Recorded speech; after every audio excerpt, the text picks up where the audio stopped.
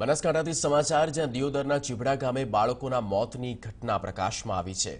જિલ્લા આરોગ્ય અધિકારી અરુણ આચાર્યએ નિવેદન આપ્યું છે કે બાળકોના મોત ડિફ્થેરિયા રોગના કારણે ન થયા હોવાનો રિપોર્ટમાં ખુલાસો થયો છે।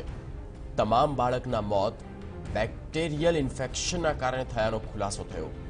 ચીભડા ગામે તમામ બાળકોને બૂસ્ટર ડોઝ આપવામાં આવી રહ્યા છે। યોગ્ય તકેદારી અને સમયસર સારવાર આપવામાં આવે તો નિદાન શક્ય છે। ચોંકાવનારો આ ખુલાસો જિલ્લા આરોગ્ય અધિકારી અરુણ આચાર્ય દ્વારા આપવામાં આવ્યો છે। કુલદીપ પરમાર સંવાદદાતા ફોન લાઈન પર જોડાઈ ચૂક્યા છે। કુલદીપ, આખરે 3 વિદ્યાર્થીઓના મૃત્યુ જે થયા છે તેની ઉપર હવે શંકા છે કે કયા કારણોસર થયા છે, જે પ્રકારે નિવેદન આવ્યું છે।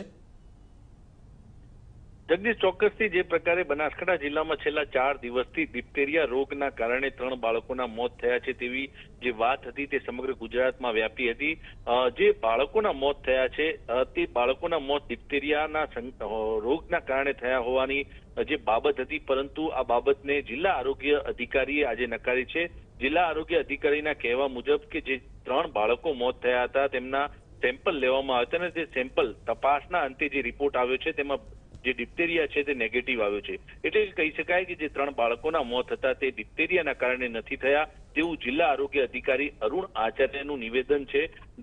જે પ્રકારે જે બાળકો અત્યારે ટ્રીટમેન્ટ લઈ રહ્યા છે, ખાસ કરીને પાલનપુર સિવિલ હોસ્પિટલ ખાતે 2 બાળકો હજુ પણ સારવાર હેઠળ છે, તે બાળકોના પણ ટેસ્ટ લેવામાં આવે છે અને તેમાં પણ ડિપ્થેરિયા ન હોવાનું સામે આવ્યું છે। એટલે કે કહી શકાય કે આરોગ્ય વિભાગ માટે રાહતના સમાચાર ચોક્કસથી ગણી શકાય કે ડિપ્થેરિયા નામનો જે રોગ છે તે બનાસકાંઠા જિલ્લામાં અત્યારે નથી, પરંતુ જે બાળકોના મોત થયા છે તે બેક્ટેરિયલ ઇન્ફેક્શનના કારણે થયા છે તેવું જિલ્લા આરોગ્ય અધિકારીનું કહેવું છે। બેક્ટેરિયલ ઇન્ફેક્શન વધુ ન વકરે તે માટે અત્યાર સુધી 300 થી વધુ બાળકોને બેઝ ડોઝ આપવામાં આવી ચૂક્યા છે અને આજે પણ જે પ્રક્રિયા છે તે ચાલુ છે। ખાસ કરીને ચીભડાની આજુબાજુના જે ગામો છે તેમાં પણ આરોગ્યની જે ટીમો છે તે અત્યારે રસીકરણ કરી રહી છે। એટલે કે કહી શકાય કે જે 3 બાળકોના મોત થયા છે તે બેક્ટેરિયલ ઇન્ફેક્શનના કારણે થયા છે તેવું જિલ્લા આરોગ્ય અધિકારીનું કહેવું છે ને આ બેક્ટેરિયલ ઇન્ફેક્શન વધુ ન વકરે તે માટે અત્યારે જિલ્લા આરોગ્ય તંત્ર તથા ગાંધીનગરની ટીમો આ વિસ્તારની આસપાસ લાગી છે અને મેગા રસીકરણ ઝુંબેશ હાથ ધર્યું છે। જગદીશ,